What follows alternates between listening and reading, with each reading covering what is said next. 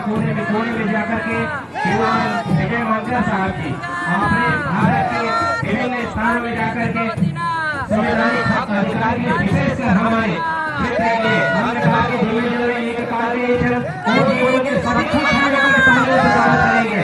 हमने कहा कि एक कार्य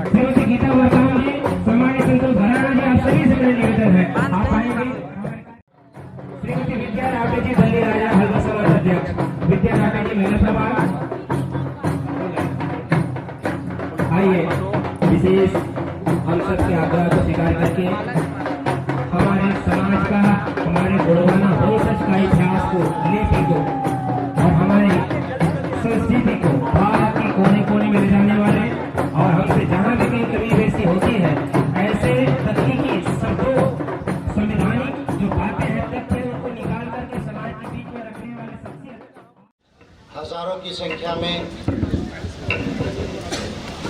दौंडी में, बालोद जिले के दौंडी में महान वीरांगना रानी दुर्गावती महारानी इनके शहादत दिवस पर आज जो यहाँ पर बड़े पैमाने पर आदिवासी समाज के लोग इकट्ठा हुए हैं और बाकी भी कई कम्युनिटीज़ से लोग यहाँ पर इकट्ठा हैं। इस बड़ी जनसभा को आज आप इतने धूप में और इतने बड़ी संख्या में जो यहाँ पर उपस्थित हुए हैं, सबसे पहले मैं आपको सेवा जोहार करता हूँ।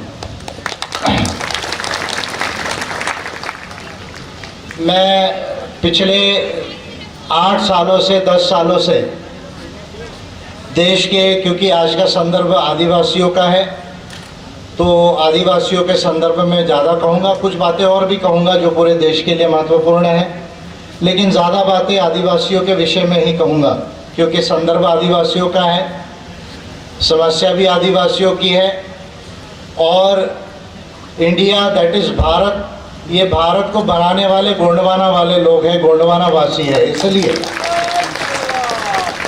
इसलिए ज़्यादा मैं जो है वो आदिवासियों के संदर्भ में ही अपनी बात कहूँगा। साथियों, अभी शायद जुलाई महीने में देश की पहली आदिवासी महिला राष्ट्रपति बन सकती है, इस तरह का जो है वो परिस्थिति आई हुई है। मैं समझता हूँ कि एक आदिवासी महिला राष्ट्रपति यदि बनती है तो हम उसका स्वागत करेंगे, ये एक अच्छी बात होगी, लेकिन मेरा ये मानना है कि ये पर्याप्त नहीं है।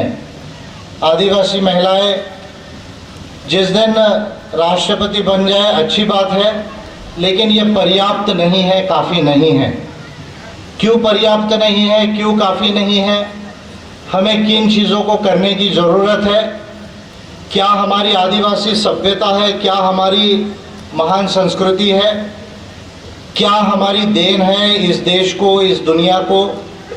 और हमें क्या चीज़ें हासिल करनी है? इन चीज़ों को देश के तमाम आदिवासियों को, क्योंकि बात तो मैं छत्तीसगढ़ में बालोद ज़िले में कर रहा हूँ, लेकिन आप जानते हैं कि पूरे देश के आदिवासी मेरी बात को सुनते हैं। जो लोग इस चीज़ से वाकिफ़ है, यूट्यूब के अंदर में लाखों के मात्रा में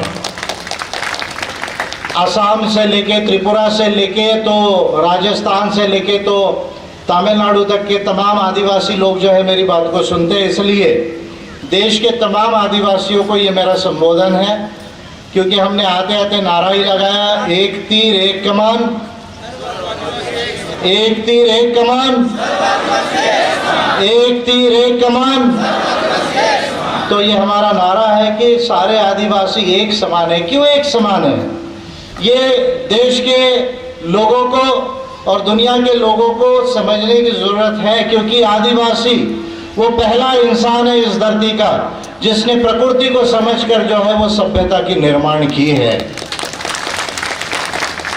ये बात जब हम इंडिजिनियस हिस्ट्री और कल्चर को पढ़ते हैं तो केवल इंडिया में ही हमें ये नहीं मिलती, पर पूरे दुनिया में मिलती है।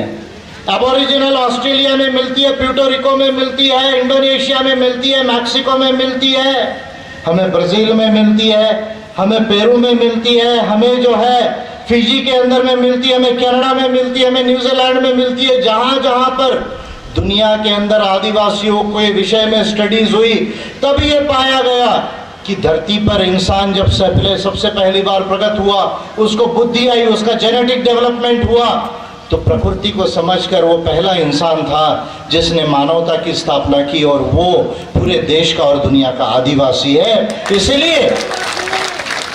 इसलिए मैं आदिवासियों को महान मानता हूँ। कुछ चीजों के वजह से मैं आदिवासियों को महान मानता हूँ, आदिवासी सभ्यता को सबसे महान मानता हूँ, और इसमें कुछ बोलने की जरूरत ही नहीं कि ये जो कहते हैं कि नहीं हमारी वैदिक सभ्यता पुरानी है, हमारी अमुक समझ की सभ्यता पुरानी है। अरे भाई साहब, आप इस देश में ही नहीं पूरे दुनिया में जूनियर हो, आपको इस बात को ध्यान रखना चाहिए। आप आए 3500 साल पहले और गोंडवाना यहाँ 50,000 साल से था। आप आए 3500 साल पहले, बाकी सारी सभ्यताएं बाद में आई है। सिंधु सभ्यता 5000 साल से है, लेकिन गोंडवाना की सभ्यता ये 50,000 साल की है। और जो मैं कह रहा हूं वो कह रहा हूं, उसके अगर प्रमाण किसी को चाहिए तो वो कुरनूल केव्स में चले जाए आंध्र प्रदेश में, वो भीमबेटका चले जाए, आदमगढ़ चले जाए, बगोर चले जाए मध्य प्रदेश के अंदर में, वो तमिलनाडु में अतिरापक्कम चले जाए, वो कर्नाटका में हुसिंगी वैली में चले जाए, वो बिहार में पैसारा में चले जाए, राजस्थान में डिडवाना में चले जाए, आप कचारगढ़ में चले जाइए, पास में जो है आपको ऐसे सैकड़ों साइट मिल जाएंगे जहां पर आदिवासियों के सभ्यता के जीवित प्रमाण है इस पूरे देश के अंदर।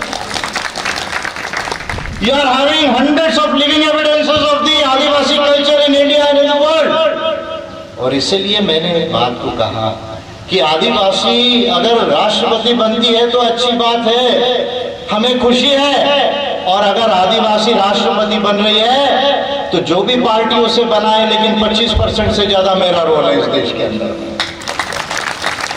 क्यों रोल है? क्योंकि आज से 10 साल पहले देश में आदिवासी की बात ठीक से करने वाला देश में कोई नहीं था। आदिवासियों की क्या अधिकार है, आदिवासियों की क्या सभ्यता है, इसको ठीक से सिस्टमैटिक ढंग से वैज्ञानिक तौर पर, नैसर्गिक तौर पर और मानव अधिकारों की लैंग्वेज में, कॉन्स्टिट्यूशन और लॉ की लैंग्वेज में बात करने वाला कोई लीडर नहीं था। मुझे खुशी है इस बात की कि इस महान सभ्यता को समझकर मैंने पूरे देश में इस सभ्यता और आदिवासियों के अधिकारों की बात को ऊपर लाया। और इसलिए मैं कह रहा हूं नड्डा जी को, मोदी जी को, आप मुर्मू मैडम को प्रेसिडेंट बना लीजिए, लेकिन उसके साथ 3 काम और क्या 3 काम कीजिए। पहला काम, भारत के संविधान में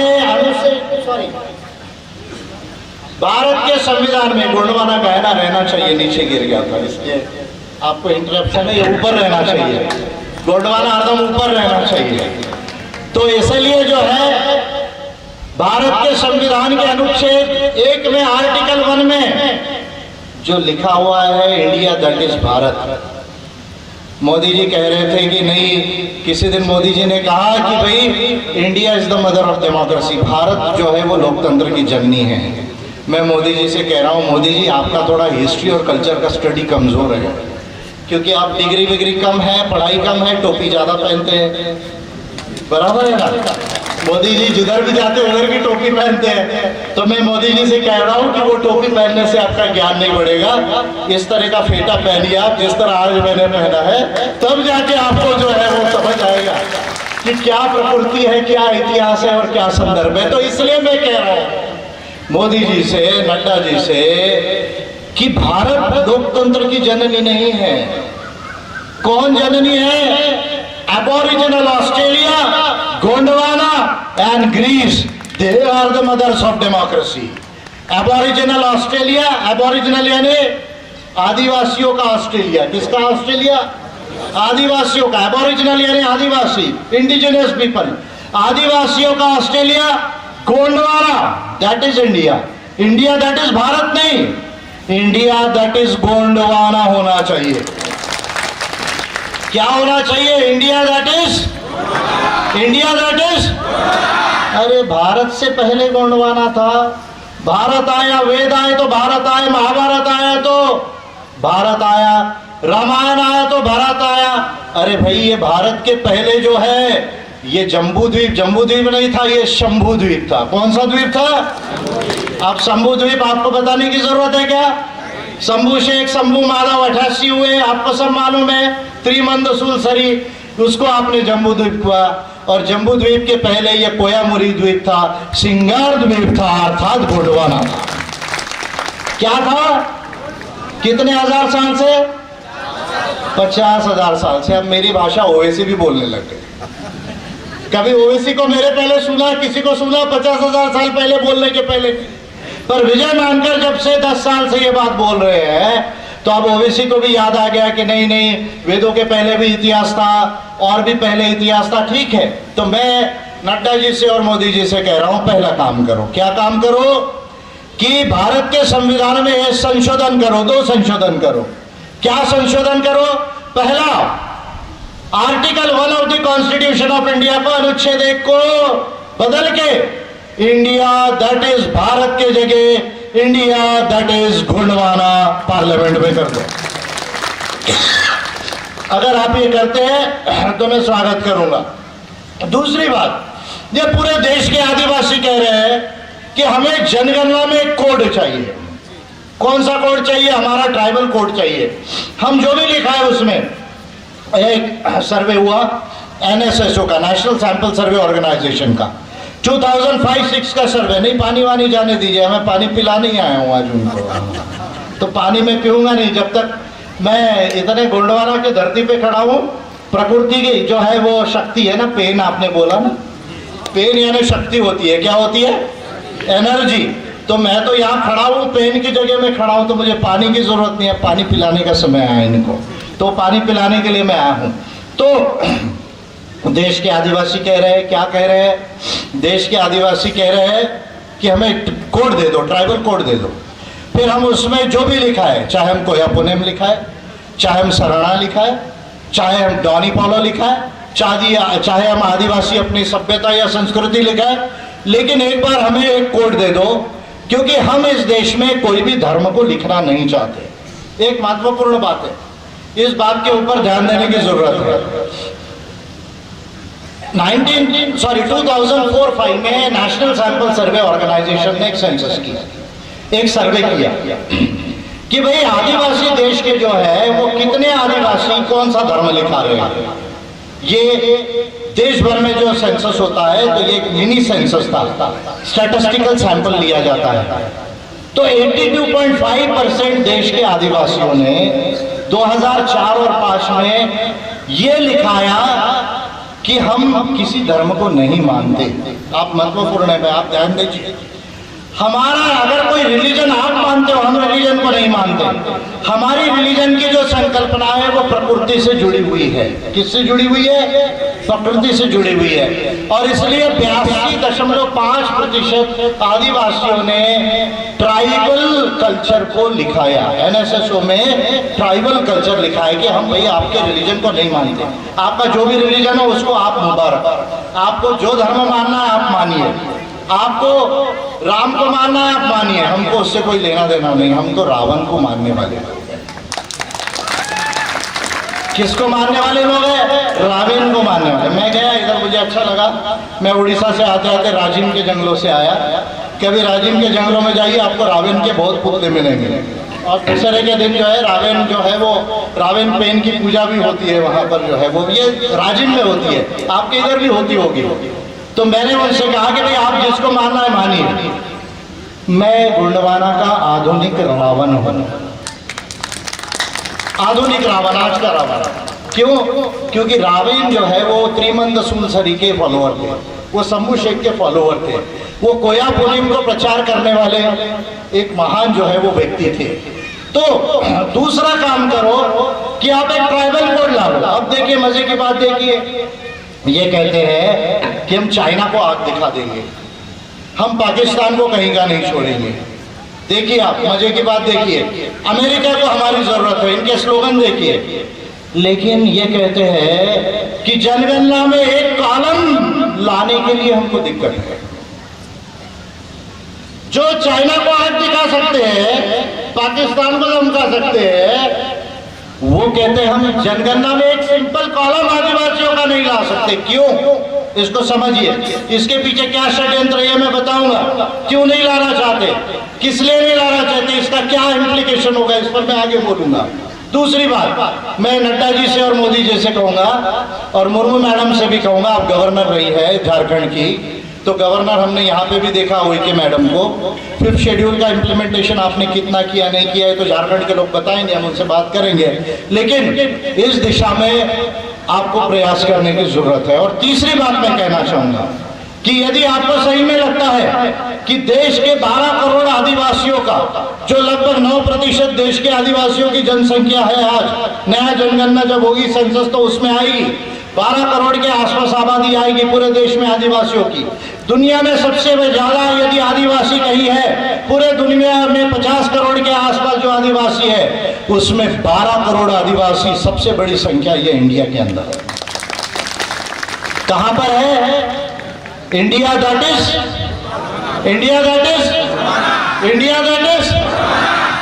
चलो, आपकी हिस्ट्री अच्छा हो रहा, कॉन्स्टिट्यूशन भी अच्छा हो रहा है, खुशी की बात है, नहीं तो इंडिया दैट इज भारत बोलोगे, ठीक है, अच्छी बात है। तो तीसरी जगह मैं बात कह रहा हूं कि भाई आप ये जो आदिवासी है, इसके जमीन में बड़ी संपदा है। क्या क्या संपदा है?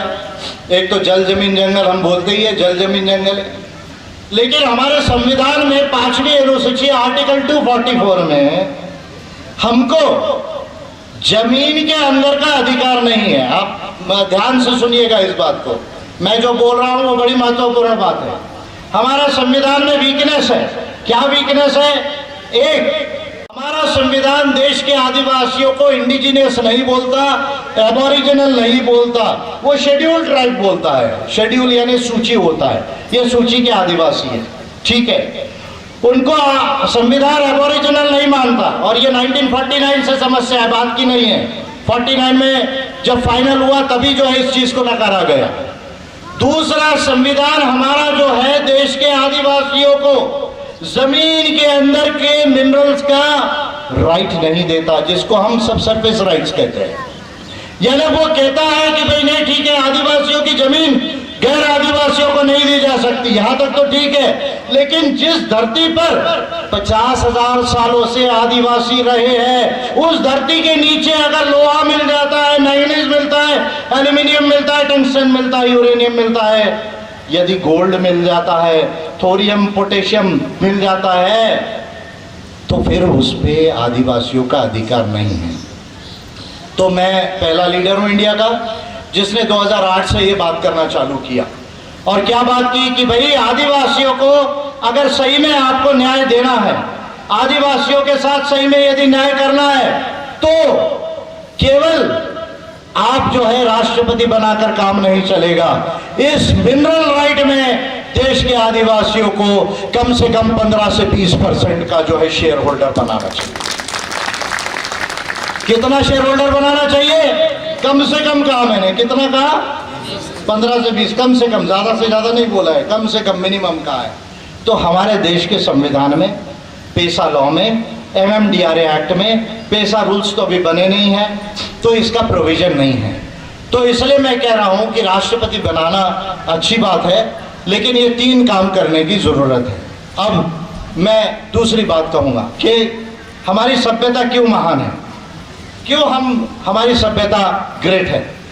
आदिवासियों की सभ्यता पूरे दुनिया में, अभी आप देखिए चीन का डेटा आ रहा है। क्या डेटा आ रहा है चीन का?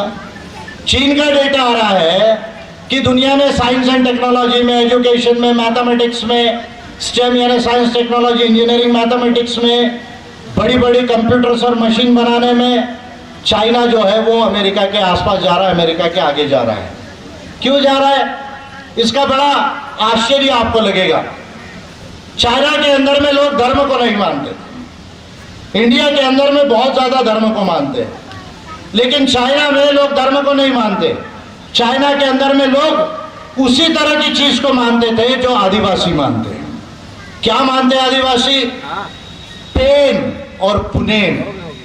पेन और पुनेम दो महत्वपूर्ण बात है, पेन और पुनेम। देखिए, मैं आदिवासी की सभ्यता संस्कृति पे बहुत बोल सकता हूं, लेकिन मोटी मोटी बातें बोल रहा हूं आज मैं।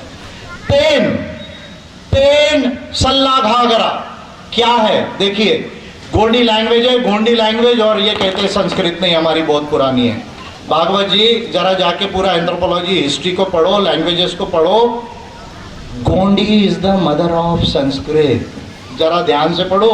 गोंडी जो है वो प्री द्रविडियन लैंग्वेज है। मुंडारी, गोंडी, संताली, ये संस्कृत के पहले की भाषाएं है, और पहले की भाषाएं नहीं है। आपकी भाषाओं में 300 के ऊपर वर्ड ये तीनों भाषाओं के हैं। संस्कृत के अंदर में 300 के ऊपर वर्ड जो है वो गोंडी, संताली के हैं, मुंडारी के हैं। तो इसलिए लैंग्वेज की बात आई तो पेन, व्हाट इज पेन?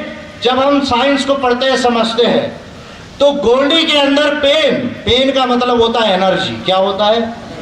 शक्ति, जिसको आप क्या कहते हैं? शक्ति। तो शक्ति यानी पेन यानी शक्ति का स्थल, यानी ये पूरा जो कॉस्मोस है, यूनिवर्स है, इसमें एनर्जी है, इसमें शक्ति है। शक्ति है, एनर्जी है, इसलिए तो कॉस्मोस और यूनिवर्स चल रहा है। देखिए आप, मजे की बात, आज साइंटिस्ट लोगों ने ढूंढा E = mc², आइंस्टाइन का जो है फॉर्मूला है। आगे क्या है? मैथमेटिक्स है, उसमें एक्सपेरिमेंट है, वो ज़्यादा डिटेल में है।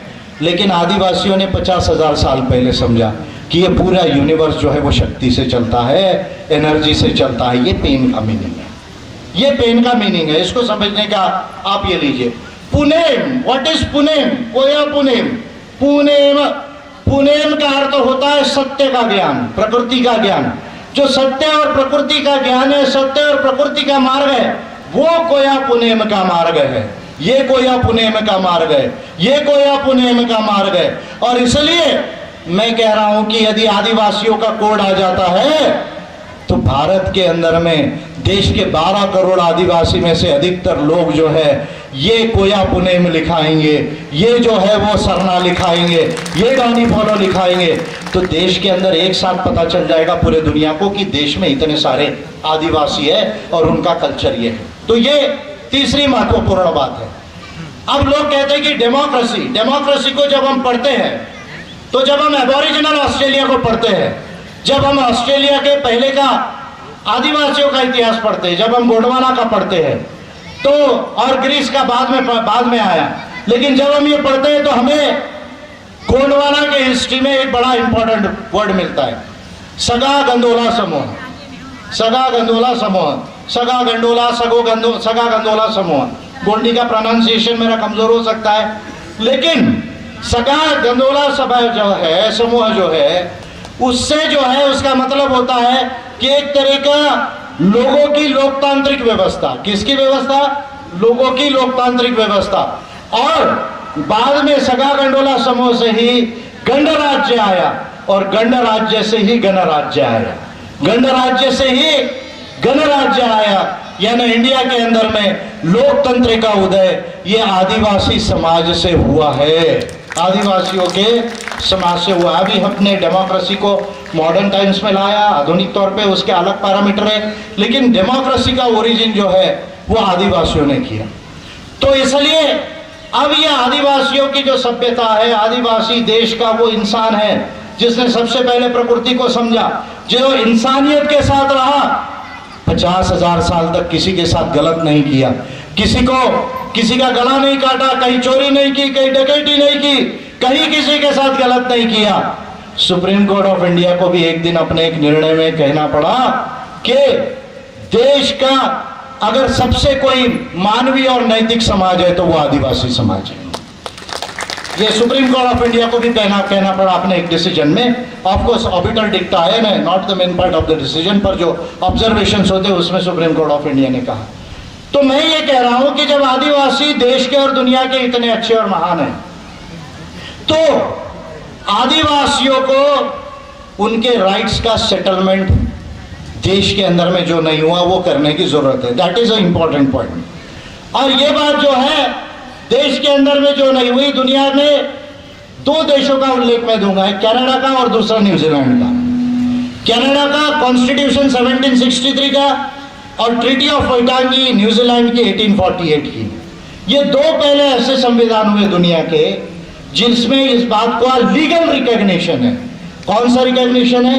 Legal, by law, bye constitution, कि ये आदिवासी जो है इनका अपना कल्चर है, अपना डोमेन है, अपनी टेरिटरी है।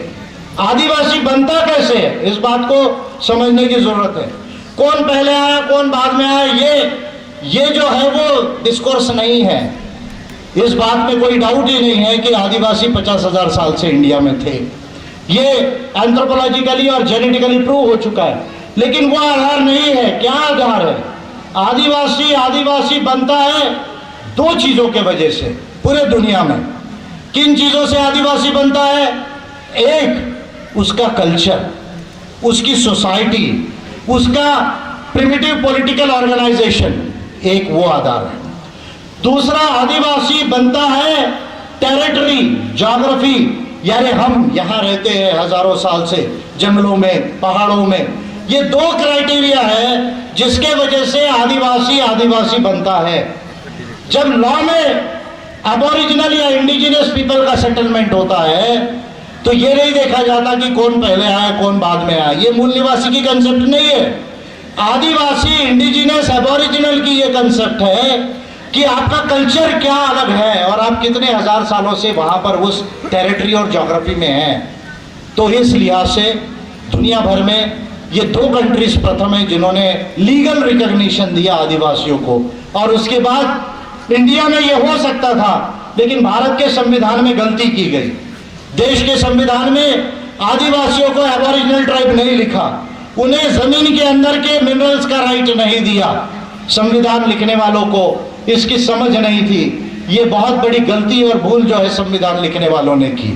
लेकिन संयुक्त राष्ट्र ने ILO कन्वेंशन 107 और उससे ज्यादा ILO convention 169, international labour organisation का 107वां कानून कन्वेंशन और 169 169वां कानून जो है उसमें संयुक्त राष्ट्र ने इस बात को कहा कि भाई ये तो इंडिजिनियस पीपल है, ये तो मूल निवासी है, ये तो एबोरिजिनल है, और इसलिए मानव अधिकारों में और दुनिया के संविधानों में ये लीगल रिकॉग्निशन उनको मिलना चाहिए, लीगल सेटलमेंट मिलना चाहिए। ये बात संयुक्त राष्ट्र ने सिस्टमैटिक ढंग से 1989 के अंदर में की। इसका ये परिणाम हुआ कि 1996 में हमारे यहाँ पेशा कानून बना। उसके पहले केवल 5वीं अनुसूची थी, पेशा नहीं था। यानी 5वीं अनुसूची को लागू करने का कोई सिस्टम नहीं था। संयुक्त राष्ट्र जो कह रहा है वो बातें हमारे देश में नहीं थी। 96 में पेशा कानून बना, 2007 में फिर संयुक्त राष्ट्र का डिक्लेरेशन आया, 2006 में हमारे यहाँ वन अधिकार अधिनियम बना, फॉरेस्ट राइट्स एक्ट बना 2007 का। तो आज भी जो है छत्तीसगढ़ के अंदर में रमन सिंह जी की सरकार ने पेशा के नियम नहीं बनाए। आप मजे की बात देखिए, मैं पहला लीडर हूं फिर इंडिया में 11 राज्यों को 26 जनवरी 2021 को यह पिटीशन किया। इसका ये मेरे पास में डॉक्यूमेंट है। 26 जनवरी 2021 को देश के 11 राज्यों को जहां पेशा नियम लागू होता है, इंक्लूडिंग छत्तीसगढ़, मैंने ये पिटीशन की कि भाई आपको पेशा नियम बना लेने चाहिए। पेशा नियम बनाने के लिए मैंने 2021 में पिटीशन की, लेकिन अभी तक भूपेश बघेल जी की सरकार ने पेशा नियम नहीं बनाए हैं। इसका क्या मतलब होता है? इसका मतलब ये होता है कि वो पेशा को लागू नहीं करना चाहते छत्तीसगढ़ के अंदर में, और यदि पेशा लागू नहीं होता है तो ये 5वीं अनुसूची वगैरह का ज्यादा कोई जो है वो मतलब नहीं है, वो केवल कागज के ऊपर में है। तो भूपेश बघेल सिंह जी की सरकार को मैं ये कहना चाहता हूँ, बघेल जी शायद आपको छत्तीसगढ़ के विषय में ज्यादा मालूम है, लेकिन एक बात नहीं मालूम होगी कि पूरे छत्तीसगढ़ में जो बीजेपी हारी है और आदिवासियों की एक भी सीट पे, एमएलए की सीट पे जो बीजेपी का एमएलए नहीं जीता, वो यही कारणों के वजह से नहीं जीता क्योंकि वो उन्हें वनवासी कहती थी और उनके अधिकारों को नकार रही थी। शायद आपको ये हिस्ट्री मालूम नहीं है, 2018 का इलेक्शन उठा के देखो, और थोड़ा रिकॉर्ड उठा के देखो। और बीजेपी यहां जो हारी, आप जीत गए, लेकिन बीजेपी को छत्तीसगढ़ में हराने में कम से कम 40% से ज्यादा अगर किसी का रोल है तो वो एपीआई का है, वो विजय मानकर का है। मैं ये बात बड़े क्लियरली कह रहा हूं। तो इसलिए ये काम मत करो, जल्दी से जल्दी पेशा नियम को बना दो। अगर आप अक्टूबर महीने तक पेशा नियम को नहीं बनाएंगे तो रायपुर के अंदर पूरे छत्तीसगढ़ के आदिवासियों को मैं इकट्ठा करने वाला हूं इस काम के लिए। अक्टूबर के आगे जो है, मैं जो है अच्छी डेट देखकर पूरे छत्तीसगढ़ के आदिवासियों से बात करके जो है एक बड़ा जन आंदोलन हम करेंगे और भूपेश बघेल सिंह जी की गवर्नमेंट को हम ये बताएंगे कि पेशा के नियम जल्दी से बनाओ। और मैं तो इनका इतना भी कहा कि अगर आपके आईएएस अधिकारियों को नहीं आता हो तो मेरे को बैठा दीजिए 10-15 दिन के लिए कमेटी में, मैं आपको बता देता हूँ। अगर छत्तीसगढ़ के आईएएस अधिकारियों को इतनी समझ अगर कम होगी तो मुझे बोल दीजिए, मैं आके बैठ जाता हूँ 10 दिन रायपुर में, क्या बड़ी बात है। अरे मेरा जीवन ही देश के लोगों के लिए, आदिवासियों के लिए, तो 10 दिन मैं रायपुर में बैठ जाऊंगा, क्या बड़ी बात है। तो ये बात मैं कह रहा हूँ, लेकिन ऐसा काम मत करो। मुझे डली राजरा के लोगों ने बताया, सर अभी तो मिनरल खत्म हो रहा है, ये माइंस तो बंद हो जाएंगे आगे, उधर रावगढ़ में खुलने वाली है। तो मैं यही समझाना चाह रहा हूँ आपको, यदि देश के संविधान में अबोरिजिनल ट्राइब आदिवासियों को नहीं लिखा गया और उन्हें ये दूसरे पीढ़ी के अधिकार नहीं दिए गए, ये संसद को बिल बनाकर देने वाला मैं पहला लीडर हूं इंडिया के अंदर में। 2017 में संसद को बिल बनाकर दिए, पहला लीडर हूं। किसी ने काम नहीं किया, किसी ने नहीं सोचा कि संविधान में ये जल जमीन जंगल का और संस्कृति की मालकियत देश के आदिवासियों को कैसे मिल सकती है। इसका रिटर्न में एप्लीकेशन नहीं, बिल बना कर दिए। बाकायदा संविधान में कौन से आर्टिकल में क्या अमेंडमेंट होना चाहिए, कौन से लॉ में क्या अमेंडमेंट होना चाहिए, word to word, comma to comma, full stop to full stop लिख के दिया, बिल बना कर दिया। और इस बिल का ये आशय है कि ये आदिवासियों को land, territories, resources, culture and self identification, जो सेकंड जनरेशन के पीढ़ी के अधिकार जो यूनाइटेड नेशंस कहता है, उनको ये संविधान में लाकर 15 से 20% का जो है वो मालिक यहाँ पर बना दिया जाए। ये इस बिल का जो है वो प्रोविजन है। ये काम जो संविधान बनते वक्त नहीं हुआ, वो काम विजय मानकर ने किया। लेकिन साथियों, हमारे देश में डेमोक्रेसी है और डेमोक्रेसी में हमारे देश में तो डिफेक्टिव डेमोक्रेसी है। ये डेमोक्रेसी इफेक्टिव नहीं है, डिफेक्टिव है। हमारे देश के अंदर इसलिए डिफेक्टिव है क्योंकि हमारे यहाँ मेजॉरिटी का जो डेमोक्रेसी का जो पहला रूल है, मेजॉरिटी रूल। मेजॉरिटी रूल का मतलब 51%। तो हमारे यहाँ का MLA MP 51% के वोट पे जीतने का प्रावधान संविधान में नहीं है। जिसको एक वोट ज्यादा मिल जाए, चाहे 20% मिले, 25% मिले, वो MLA MP बन जाता है। यानी डेमोक्रेसी का पहला रूल भी कॉन्स्टिट्यूशन में नहीं है। ये इफेक्टिव डेमोक्रेसी नहीं, डिफेक्टिव डेमोक्रेसी है। और इसलिए संसद में और विधानसभाओं में जो लोग जीत कर जा रहे हैं, वो लोग ये काम नहीं करेंगे, क्योंकि यदि वो ये काम करेंगे तो दावे से मैं कहता हूं, देश का सबसे अमीर आदमी ये अंबानी और अडानी नहीं होगा, वो आदिवासी हो जाएगा। अगर मेरा बिल, अगर संविधान में ये आ गया, अगर संविधान में ये आ गया, तो मेरा एक बात याद रखना कि उसके 2 साल, 3 साल, 4 साल के अंदर देश के सबसे अमीर आदमी ये अंबानी और अडानी नहीं रहेंगे, वो देश के आदिवासी हो जाएंगे। क्योंकि आदिवासियों की जमीन के अंदर 10,000 लाख करोड़ की संपत्ति है। कितनी संपत्ति है? 10,000 लाख करोड़। आप इसी से ध्यान में ले लीजिए। मैं कह रहा हूं केवल 15-20% दे दो। अरे इंडिया का GDP अभी 247 लाख करोड़ है।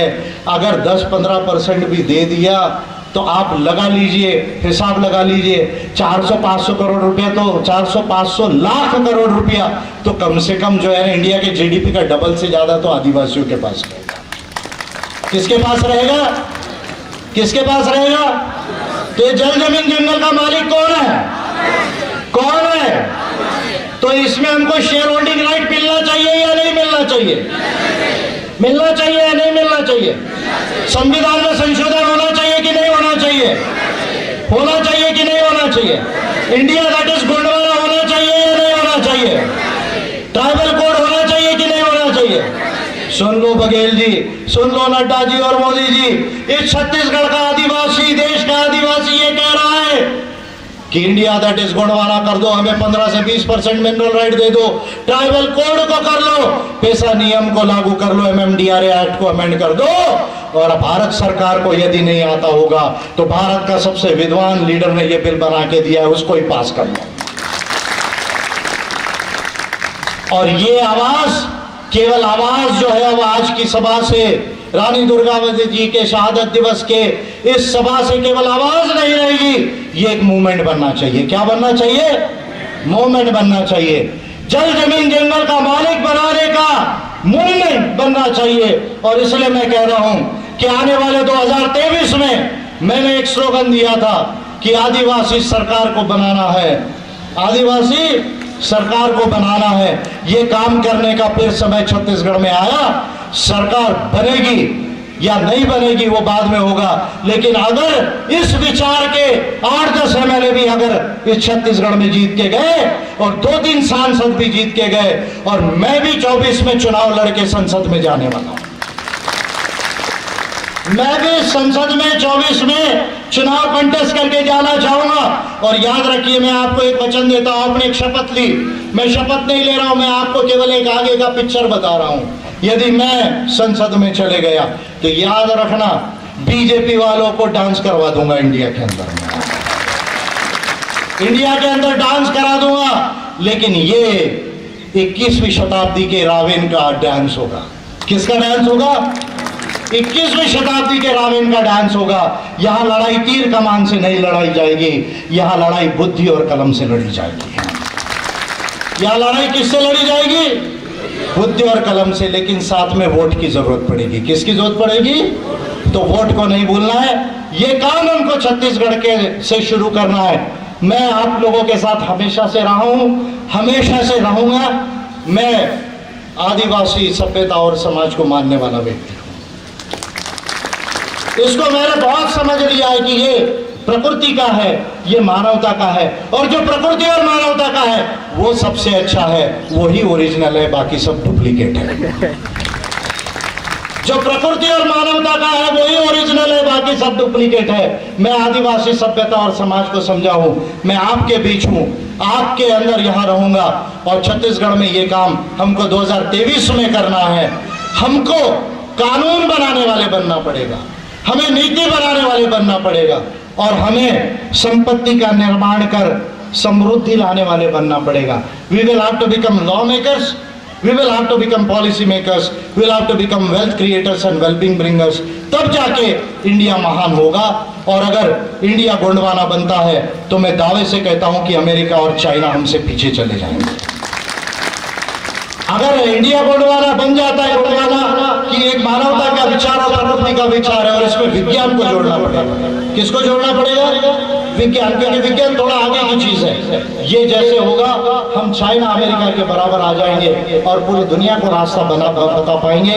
ऐसे महान गोंडवाना की सभ्यता को बनाने वाले 88 शंभू शेख, कुपार लिंगो जी और रानी दुर्गावती जी जो है, जिनकी आज शहादत दिवस है, ये तमाम जो लोग हैं, और इस महान आदिवासी सभ्यता को और संस्कृति को मैं फिर आप लोगों के आगे नमन करता हूँ, जय सेवा बोलता हूँ और अपनी बात को समाप्त करता हूँ। जोहार, जय सेवा, जोहार, जय सेवा, जय गोंडवाना।